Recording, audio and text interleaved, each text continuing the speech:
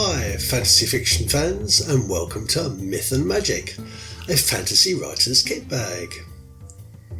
I'm fantasy writer Neil Mack, the author of Moondog and the Reed Leopard, and I want to share my love of folklore, local history and nature mythology with writers and creatives like you on my regular podcasts. It's designed with fellow indie publishers and writers in mind, but all fans of fantasy fiction are very welcome to join in. In my fantasy writer's kit bag, writers, artists and creatives will find lots of ideas and discussion about things such as potions, dark arts, fabulous creatures, folktale studies, nature lore, and the interesting history behind the myth and magic that underpins our understanding of the fictional universe. I hope you're having a good time. I hope you're trying your best to be brave and to be patient and to be safe. This week I wanted to talk about where does fiction end and fact begin, and I'm going to touch on muses, M-U-S-E-S. So here in the myth and magical world of fantasy fiction, we writers, we use our vivid and often courageously inventive fancy to create make-believe places, just for fun, that become settings for our fantastical legends. But I have to ask you this, how innovatory is our craft? And what I mean by that is, can we writers actually foretell future events? Let that sink in for a moment. For example, how can an author possibly write about a life-threatening virus that was created in a lab in Wuhan, China, and it threatens global pandemonium? How can a writer write about that before it happens? And yet that's exactly what Dean Koontz did in The Eyes of Darkness when he wrote that novel in 1981, which is topping the charts at the moment. He uncannily predicted our current emergency 40 years before it occurred. And Arthur C. Clarke revealed communication satellites in geostationary orbit years before we even understood how we might use them. And H.G. Wells predicted satellite television and even foresaw World Wide Web. And don't forget, he wrote about the same time that Edison was only just getting to grips with the light bulb. How could he see so far ahead, and how could he see so uncannily accurately?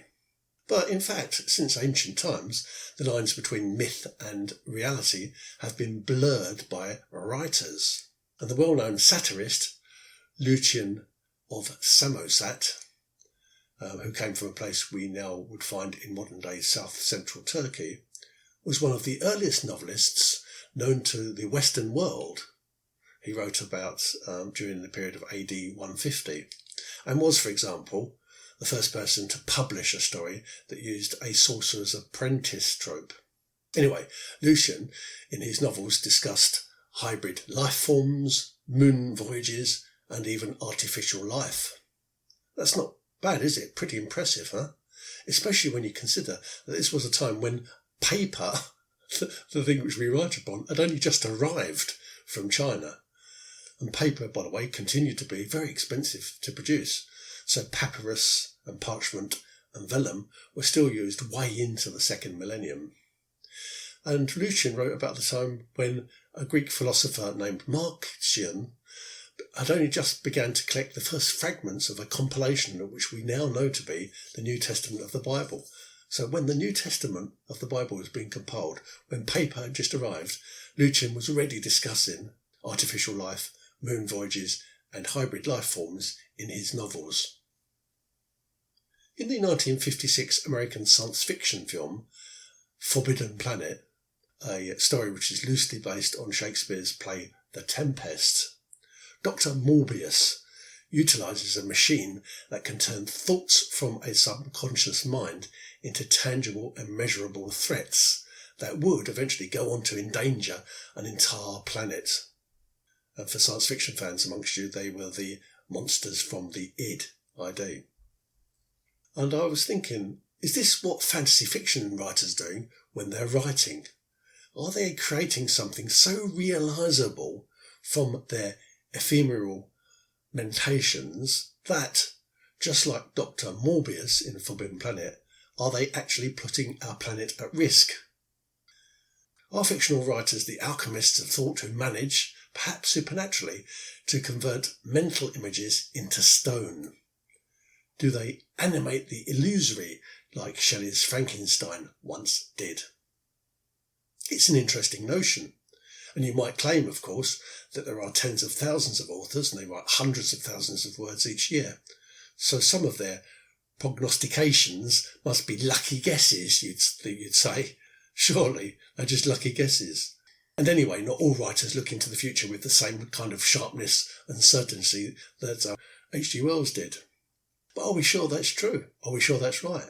Does the lucky guess argument explain Orwell's accurate forecasting of a surveillance society where a leader says, on a daily basis, the truths are lies?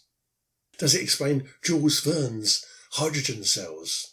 Or Morgan Robertson's epic disaster story of an unsinkable ocean liner that was equipped with too few lifeboats, and it was named the Titan, that struck an iceberg in the Atlantic on her maiden voyage.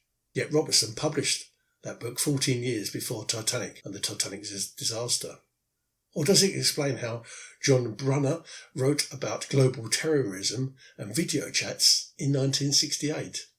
Or how Ayn Rand explored aggressive new capitalism and concepts such as voice-activated devices way back in 1957 in her Atlas Shrugged? Well, it's speculative fiction, you might say. What do you expect? That's what they do, isn't it? Sci-fi writers and fantasy writers, they sit in darkened rooms and they just do that. They speculate.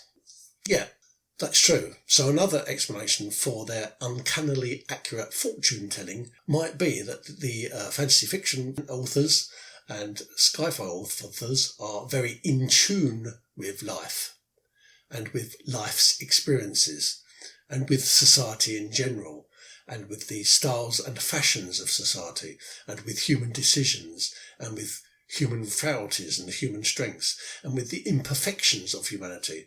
So in other words, authors guess quite accurately what might happen next, and they can see, using their imagination, how humans might profoundly affect their existence, and frequently in a negative way, by the way, which explains all the dystopian fiction out there. Or at least authors speculate more cleverly than their audiences might do.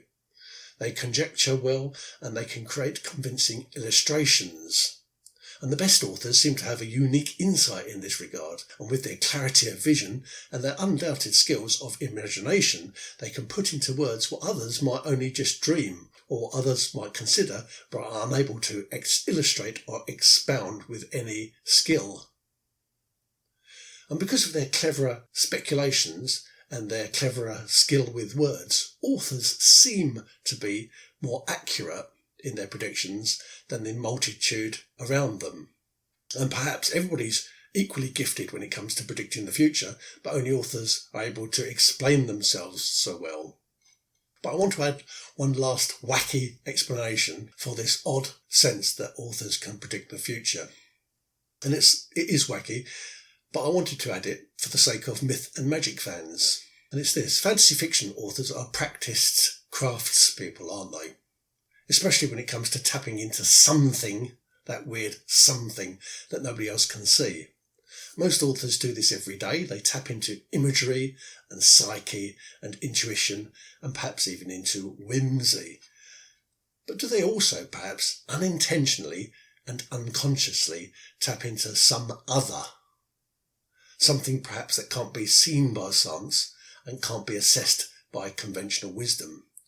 For example, can they tap into the vibrations of the universe?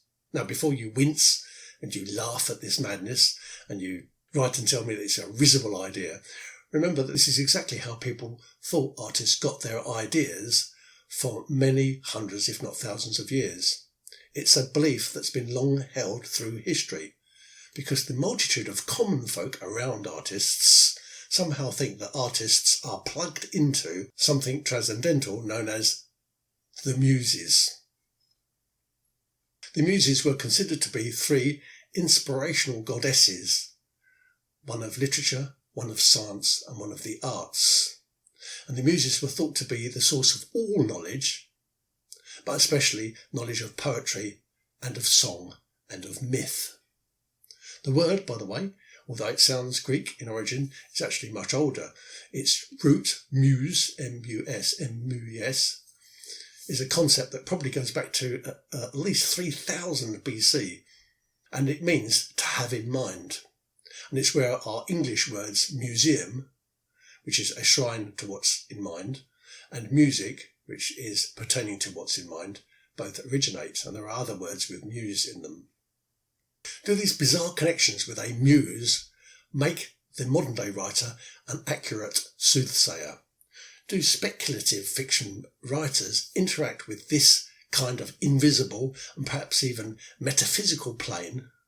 And I think we should call it another dimension, by the way, shall we? Do fantasy fiction writers operate in a metaphysical plane, another dimension? And because, come on, I think we ought to think about it in that respect. How else would you describe the act of thinking up something which wasn't there? It's pure alchemy, isn't it? We know that our favourite authors operate in a phantasmagorical world. It's a place of dreams. They operate on another level to everybody else. They operate in a world outside our own world, if you like. Yet, isn't it odd that their flights of fancy become tangible to us when those flights of fancy are presented in the written word, or on stage, or in film celluloid? Just think about The Lord of the Rings for a moment. That was just fantasy. It came out of thin air, out of Tolkien's imagination, and yet you can watch and you can appreciate and you can recognise Frodo, Bilbo Baggins and trolls. And it all becomes real. Just like Dr. Morbius, they've created something which becomes concrete and real. And so I ask you this, does this mystical and this maybe even esoteric interfacing with muses, which is the connection that authors and artists seem to have with an unseen universe, does this mystical and esoteric interfacing bring them the power of prophecy?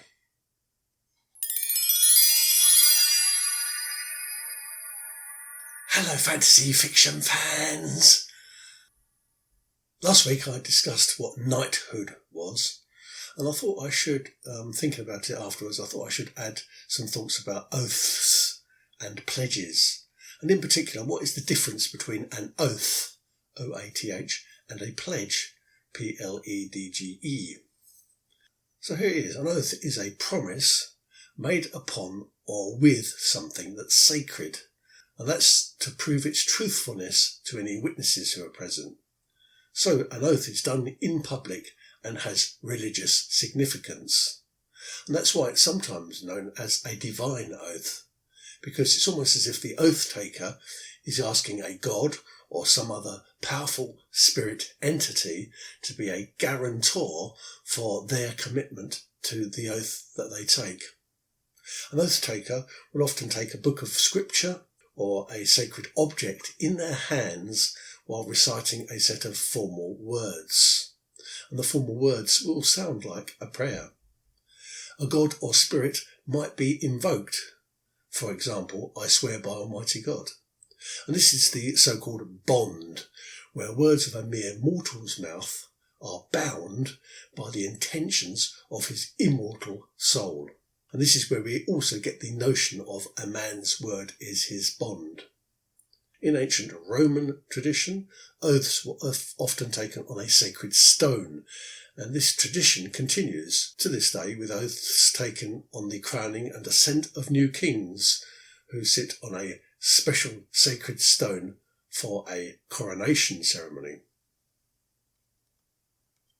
Common oaths that are taken include new physicians and healthcare professionals who take the Hippocratic Oath. And there's a similar oath for new veterinarians.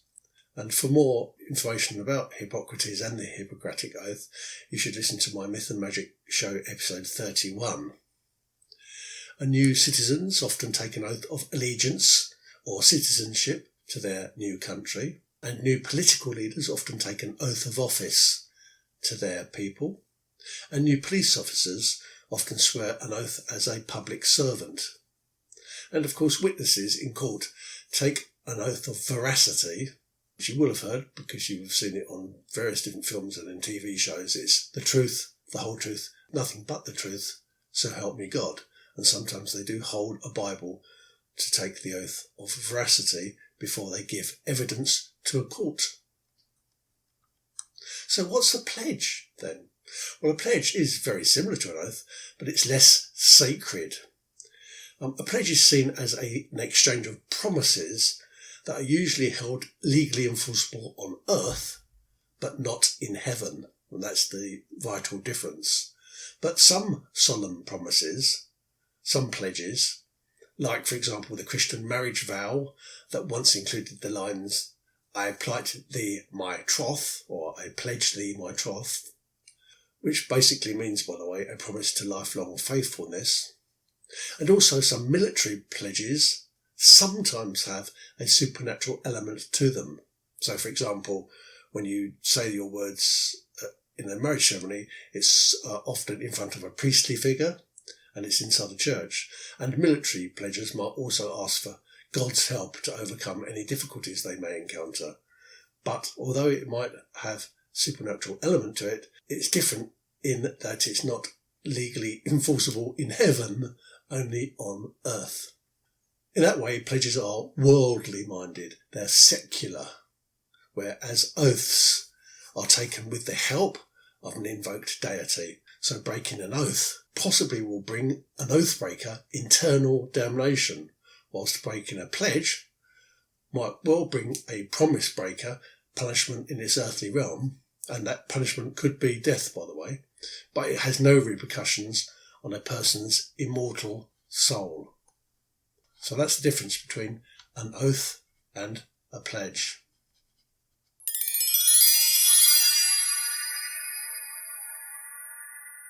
Today I wanted to talk about quests, but in particular about what are the ingredients of a quest. Because if you're writing a piece of fantasy fiction and you're going to have a quest in it, it's best to know what the ingredients of that quest should be. So a quest is a journey towards a specific mission or objective, and it often serves as a plot device in mythology and in fantasy fiction. But what makes a good quest? I shall go through the ingredients in turn. First of all, the quest starts with a call to adventure, the call. And then the hero makes a crossover from normal or common life and into Adventureland. And then the hero meets guardianship through a potent assistant or a mentor. Then the hero is tested through a series of tribulations, and the hero is tempted in a seduction. And through the tribulations and the seduction, the hero is ethically tested in a moral analysis. Having won through these things, the hero approaches maximum adversarial power for a showdown with the big boss. And delivery is reached when the hero gains greater understanding. And followed by contrition and reparation and expiation, which means making amends, the hero finds salvation. And the hero's character is reformed by all these experiences. And so the hero faces the prospect of returning home, returning to the normal or the common life, leaving the Adventureland, but is ultimately altered or transfigured in the comeback phase. So the phases are the call, crossover, guardianship, tribulation, seduction, moral analysis, showdown, delivery, salvation, reformation, and the comeback. As you go through each of the stages of the quest, try to be wholly imaginative and don't please settle for shop-worn archetypes. So going through them again, just to give you some tips. How does the hero hear the call? Is it by summons? Try to avoid stale or creaky cliches. How does the crossover happen? What does it entail? And please, no looking glasses or wardrobes. How does the Guardian manifest itself? And please, no old gentlemen with white beards. Try to be innovative and unconventional and bold when you test your hero through the tribulations. How will the seduction be presented? And please, no wicked sorceresses. How will the hero be psychoanalysed? What devices will you need to be thoroughly analytical? And is the incarnation of a big boss the direct contrast to the hero? Or is the big boss comparable with the hero? Do you remember how closely related, even though different, Darth Vader was to Luke Skywalker? But please avoid Dark Lords. What does the hero learn about himself or herself? And also, what does the hero learn about the big boss? And how does the hero find his or her own salvation? How does the hero find rescue and forgiveness and supreme happiness and even capitulation? And how is the hero altered through all this?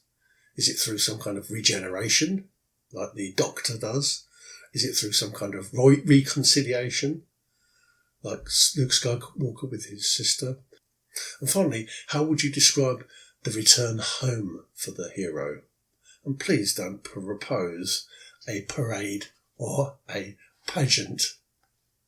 Good luck with your quest, and let me know how you're getting on.